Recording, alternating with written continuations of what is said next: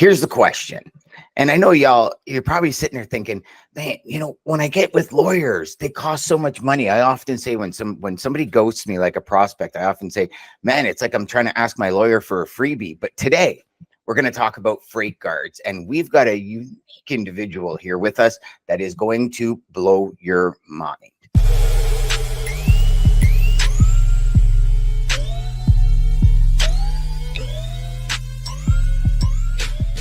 Welcome back, everybody. And this episode of The Logistics Life, we're going to talk about FreightGuards. We're going to talk about what's going on in the industry, probably face a little bit of the evil that we're seeing. And I mean, I remember when I was speaking with Sean, man, I was blown away at some of this stuff. So Dan, welcome to the show, my friend.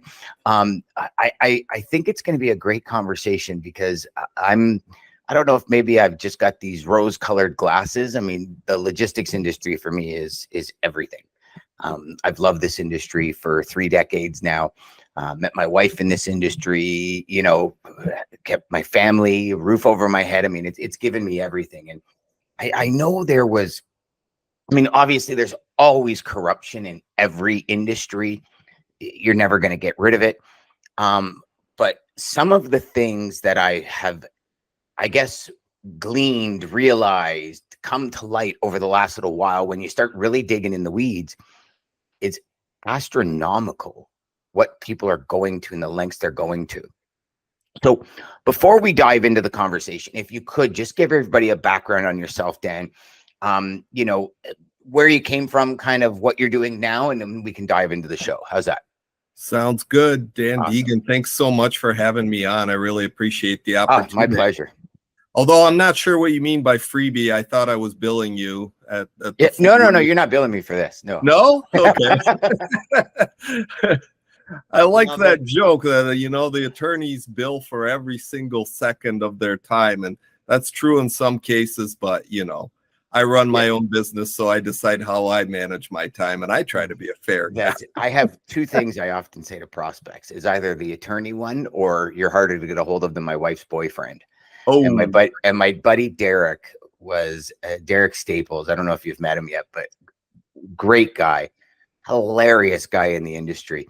And him and I drove to and from work for gotta be almost 2 years at one point, and we would just harass each other and tell each other jokes all the way to work and all the way home. And this guy was incredible on the phones. He was just hilarious. Like he would take his phone. Now this is back old school when we actually had desk phones. You know what I mean?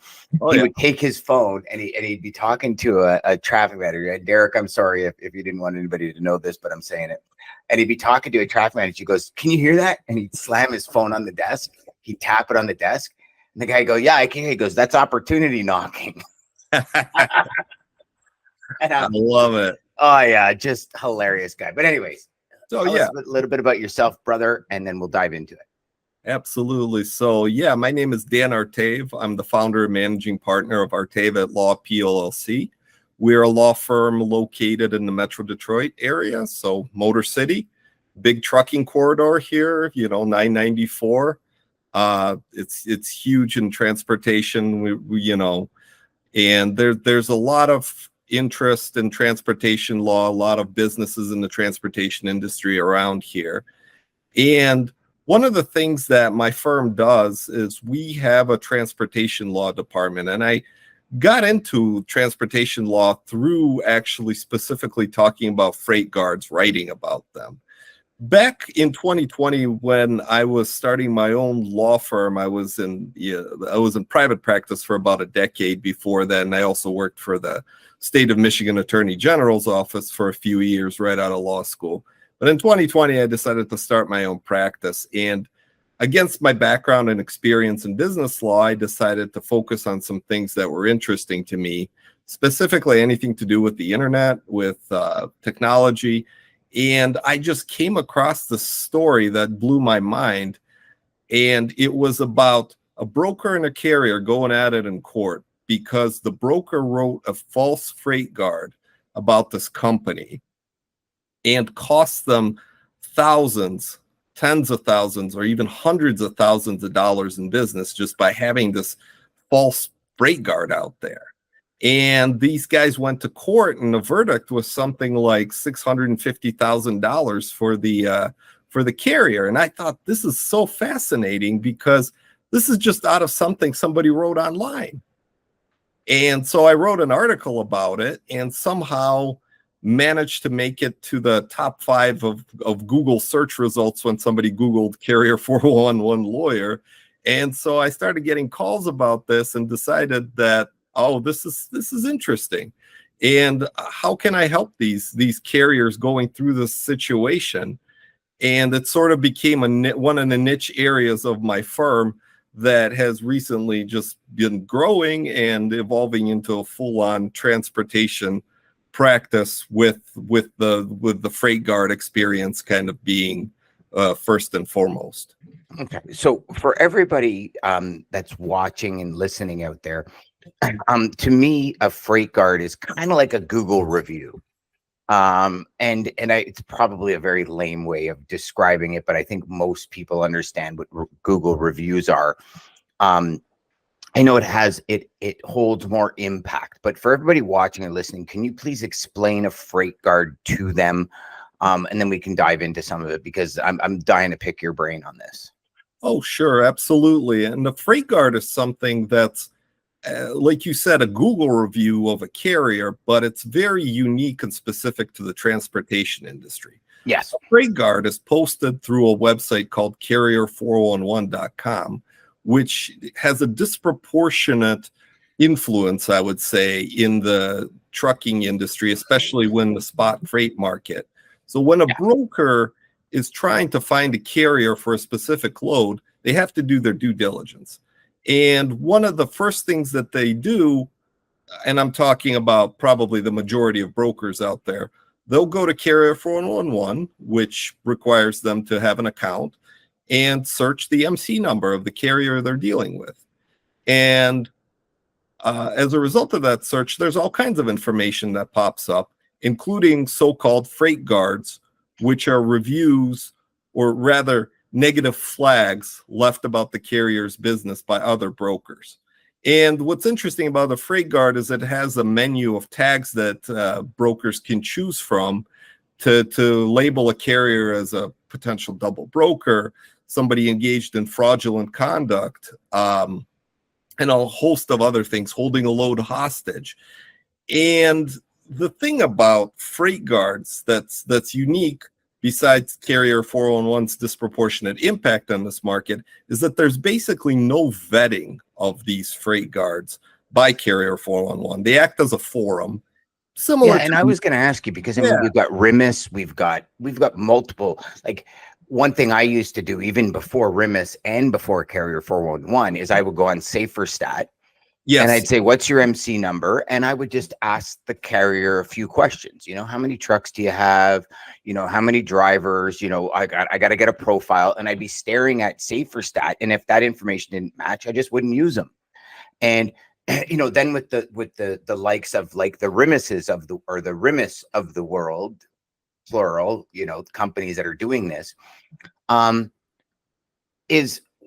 in your opinion, would the Carrier 411 FreightGuard just be a cheaper version of a RIMIS? And I don't mean like quality per se, but just a less expensive version of RIMIS? Or how did they, in your opinion, how did they get so much power of being able to write something that's not vetted? And why do you think people are taking this verbatim and just saying, oh, okay, well, this must be what's happening? Well, I think it's just a combination of things. I'm not really sure of the history of Carrier 411 or how it developed this disproportionately large influence in the market, but you know, kudos to them for being the leader in the market of selling subscriptions to brokers and being the standard for carrier vetting. But are they the standard for carrier vetting though, Dan? You know, from talking to brokers, they still are considered very influential, although I've seen their influence start to decline a little bit based in part on this criticism that they don't really treat carriers fairly or allow them to really respond to a freight guard in a meaningful manner. Yeah, I mean, listen, I'm a member of Inside Transport, right? And it's just a forum where people talk and ask questions about other people, and there's tons of stuff about brokers, about carriers, about everybody, and you always, I guess where my head space is at is like, if you have a forum like that, it would be like going to any social media platform and taking every single person's post as gospel. Like, to me, we just don't do that, especially in today's day and age, right? Like right now, you watch a video, even people watching the show, they're probably, some people are probably sitting there going, are these guys AI or are they not? Right? Like, there's so many variables happening in any market, especially our market today. Absolutely. And I mean, I don't know if you can answer it, but the question comes back to, how do they have so much pull when it's not vetted?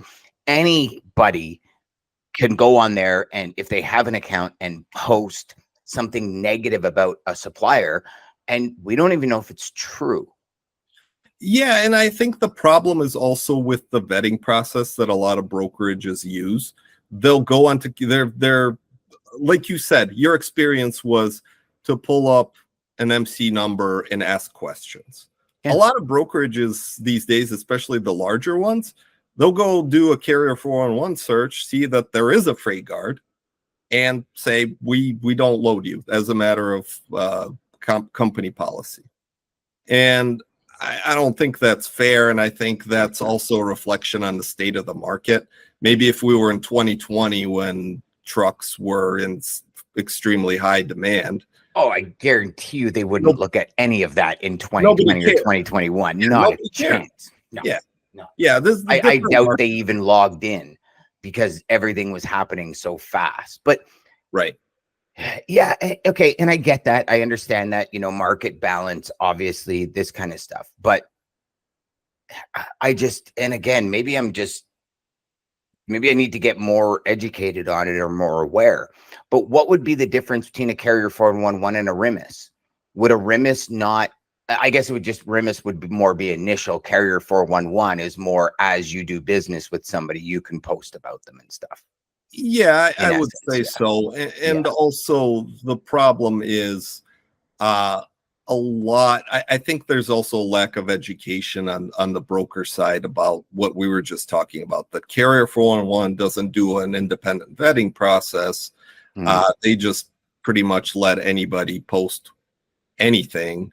And then the carrier gets 72 hours to respond, even if they see the email, but their response goes at the bottom of the freight guard and is largely meaningless because it's kind of then turns into, well, here's the freight guard, here's the response. Nobody really went further than that. And does carrier 411 not, like, if you go to them? Okay, let me rephrase this. Sure. So I'd like to kind of morph or shift this conversation, have it pivot to the individual right now that might have a freight guard against them, on them, that is inaccurate, right, untrue. Maybe it's, what would they at this point in time do in order to remove that? What's the process? Well, the very easiest, cheapest, and easiest, I guess, option is to try to engage in some sort of self-help here, where if they have some sort of conversation with the posting broker, try to explain the situation, maybe own up to the fact that they're at fault, and try to resolve it. But there are professional freight guard removal services out there that are short of engaging with a lawyer, which I would consider kind of the last step in the removal process. And you mentioned you had a conversation with Sean. Sean Matthews and I are teamed up together on this product called Carrier Defender, which is supposed to be kind of the middle step between self-help and hiring an attorney, Mm-hmm. which has its own set of problems. And so, the carrier defender brand, we have industry professionals like Sean trying to engage and resolve the situation in a expedited manner, I would say. If not successful, then I guess the carrier has to find an attorney to represent them in a difficult case. Defamation cases, and I mean a false review online, assuming that there's a difference also between a statement of opinion and a statement of fact. So a false statement of fact is something you can file a lawsuit over because it can be proven true. A statement of opinion is protected by your First Amendment rights, and you can't really bring an action in litigation on a statement of opinion. And just to give you a really brief example in the carrier industry, if somebody were to post online that this carrier's driver is the worst driver I've ever seen, he can't drive, and who gave him a driver's license, that's a statement of opinion. That's not really factual.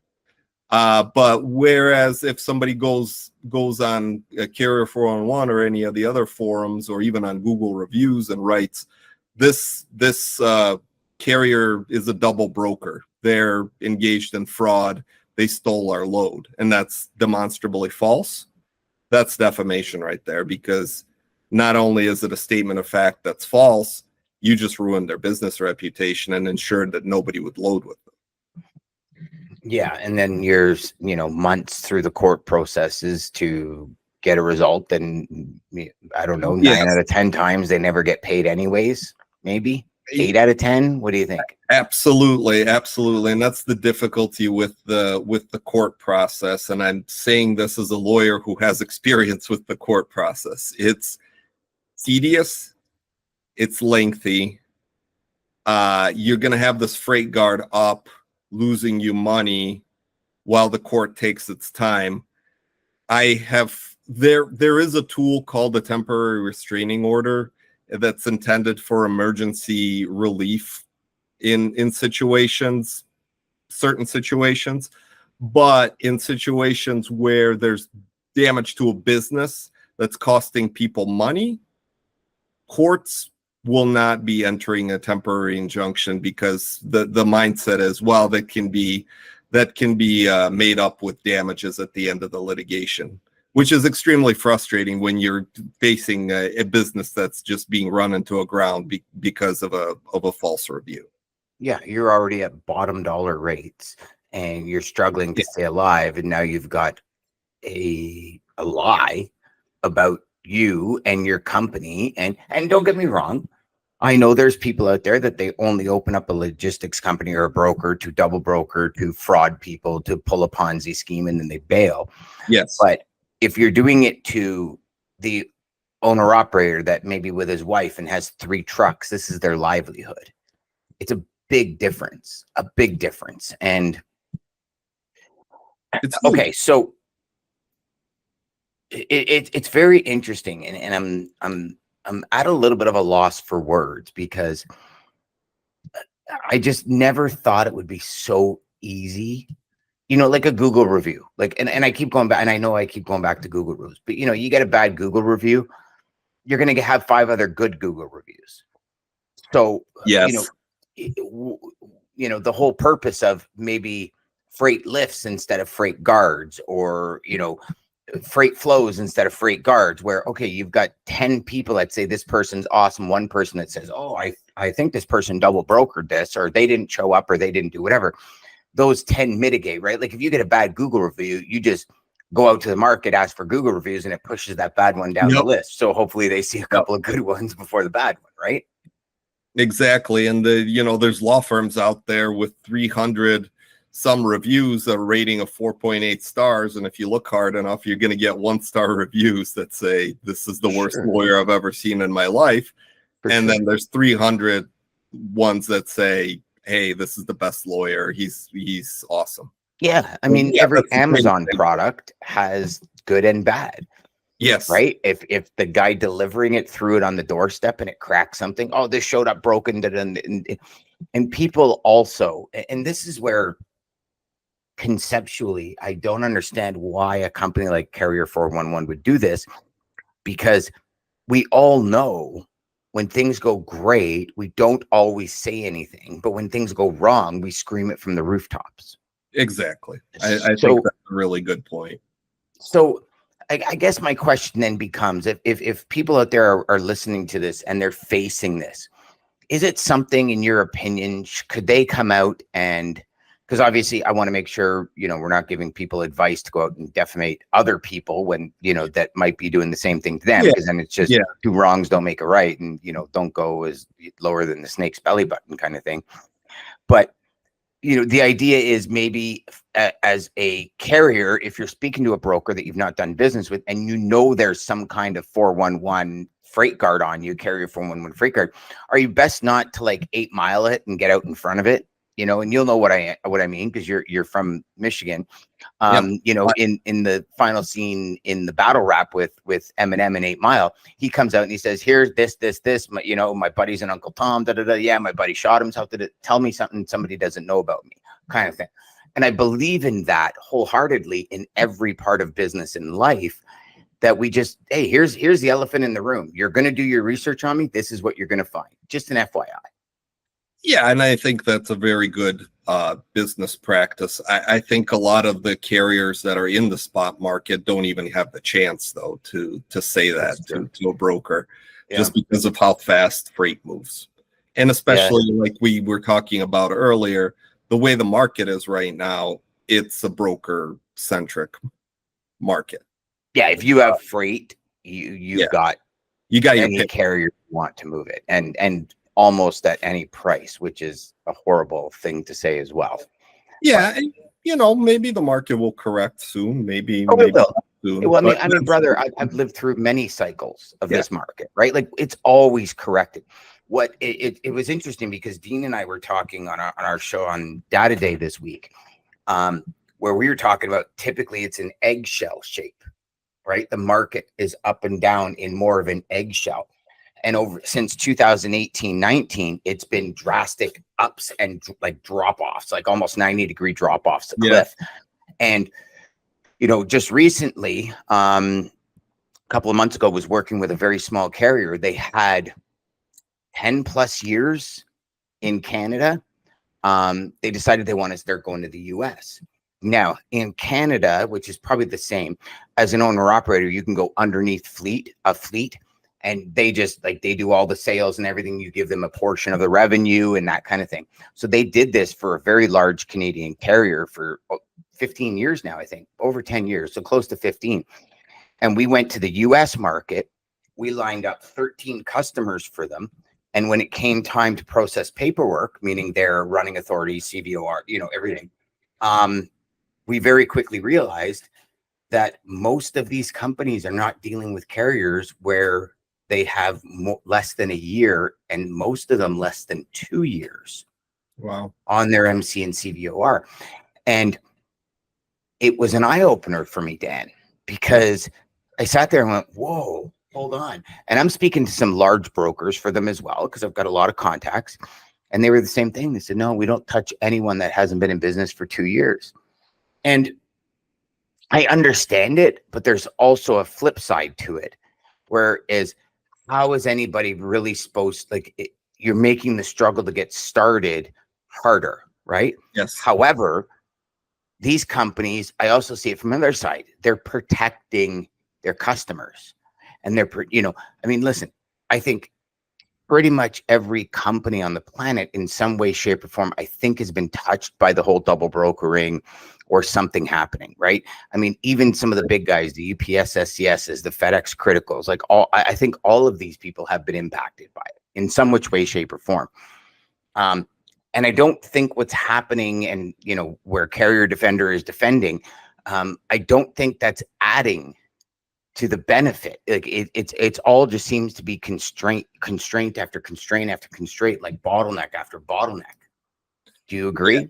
Yeah, I absolutely agree. And it's interesting that you mentioned the example of nobody's doing business, or the example of not doing business with carriers that have been in business less than 2 years. it's kind of like the joke in the law industry it's an entry-level job that requires 3 years of experience. You'll find that a lot. Yeah. Yeah. So, And one company actually said their mandate is no company under 10 trucks.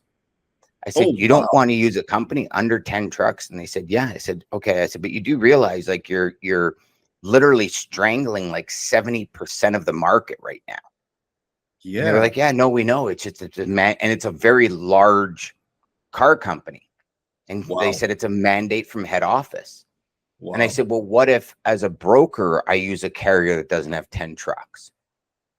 And they said, well, yeah, good call. And in the end, it went back and forth for probably close to a week. And finally, the lawyers came back and said, well, then you got to guarantee that, you know, A, you're doing your due diligence, meaning mid-transit, their insurance isn't going to just run out. You know what I mean? Like they're just not going to pay their insurance, or they're not going to go out of business mid-transit. And actually asked us to sign a document that said, if they do, we're responsible.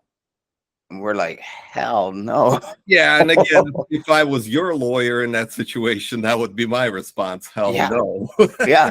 Yeah.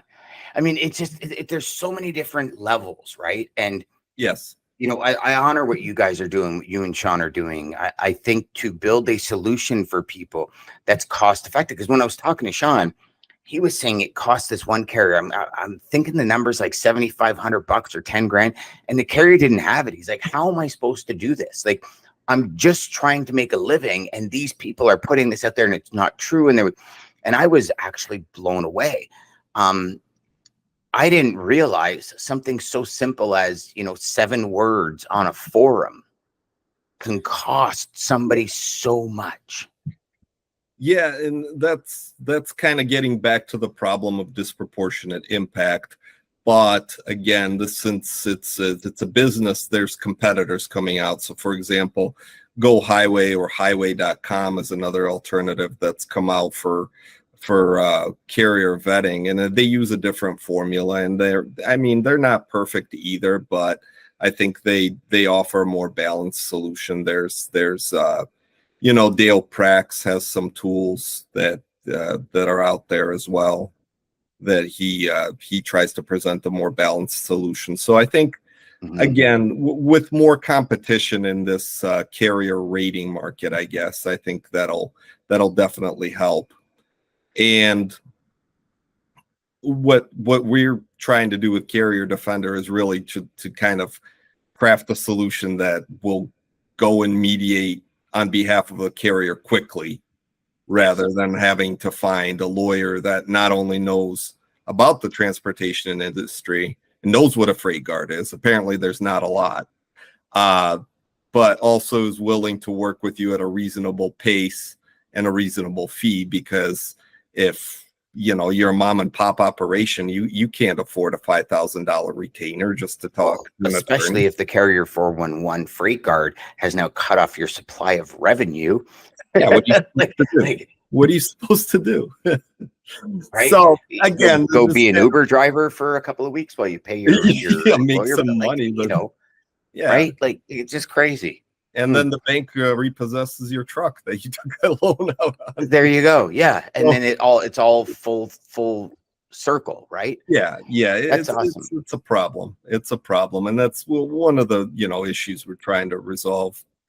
But one of the interesting things, and I know you mentioned this too at the beginning, is this issue of full-on blackmail. So not only is a review that's fact-based false, but maybe born out of a misunderstanding or legitimate miscommunication dangerous, there's bad actors out there that are threatening carriers with bad reviews, including FreightGuards, that are just completely false, as an effort to extort concessions from them or money. I'll FreightGuard you. That is a direct result of zero vetting and a direct result of somebody not being able. They could just spend a couple of bucks a month, for lack of a better term, and do that to tens of thousands of people, because there's no vetting.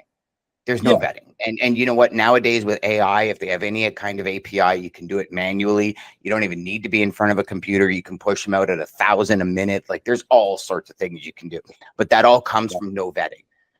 Right. The end result is if you have the ability to type something and put it in print and hit save, and people believe it to be gospel, that is an insane amount of it's insanity at its highest level, because we all know 1,000%, 95% of the stuff people put out there is crap.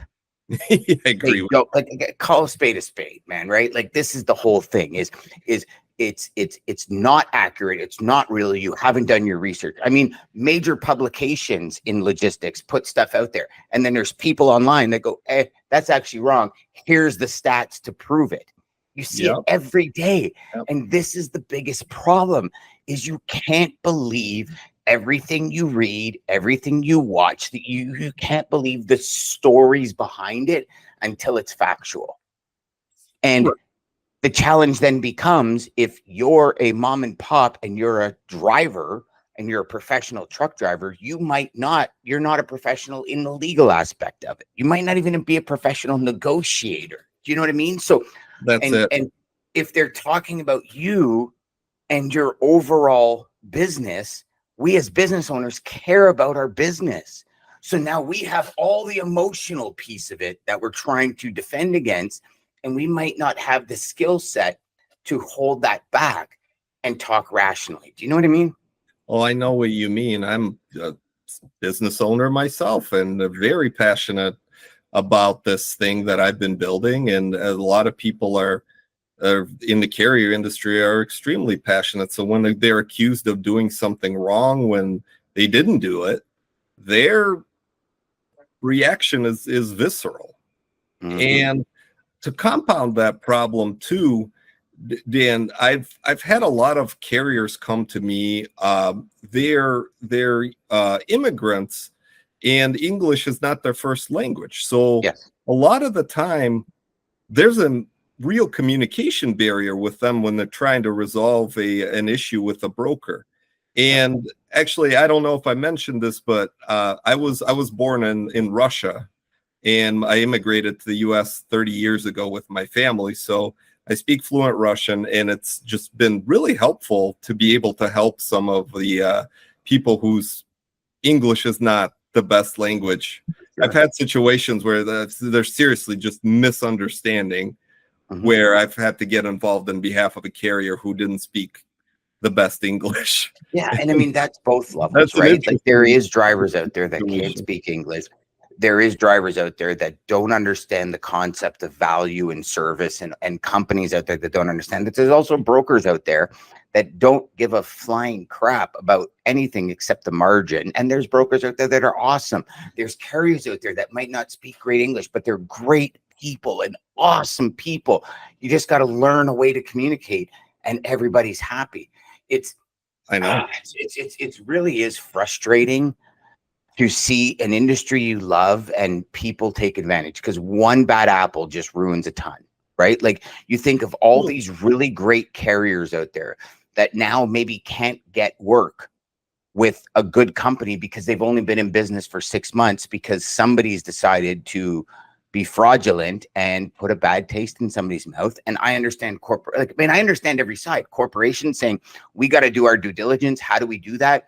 Okay, well, somebody's not going to, get an MC number and keep it for 10 years just to scam somebody 10 years from now. That's a little too, you know what I mean? So I get that. I understand that. But on the flip side of it, like there's give and take on every level.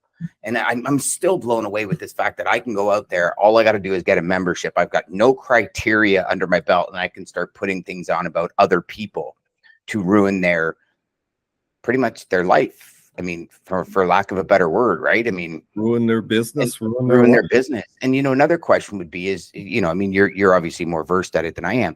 Do you see FreightGuards on like large carriers and people actually stopping to use them, or is it more I know you're a good carrier, somebody had a bad day, no big deal? No, the larger carriers are not impacted by this, just because they also have not only their reputation to back them up, they also have a diversity of customers.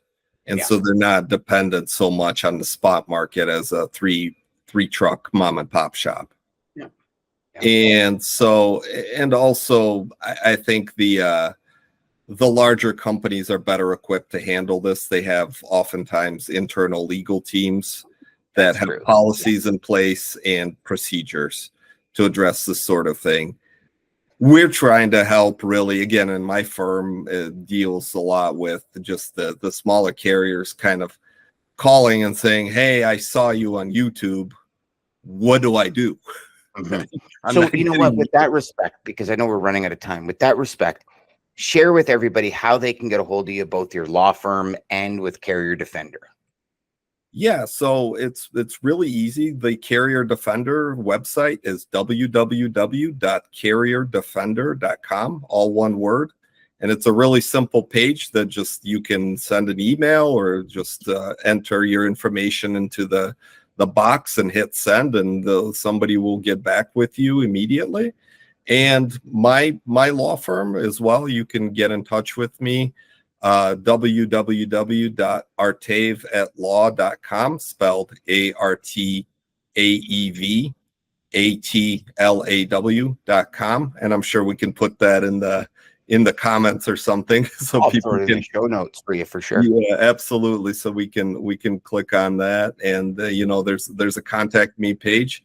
If anybody has any questions with respect to a FreightGuard issue, a reputation issue, or any other trucking related issue that you think a lawyer could possibly help with, please reach out to me. I'm always glad to help. And if I can't help, I have a network of attorneys who are helpful across the country, and I'm working to build an even better network of local counsel who are specialized in the specific states, wherever you might be, wherever you might need help.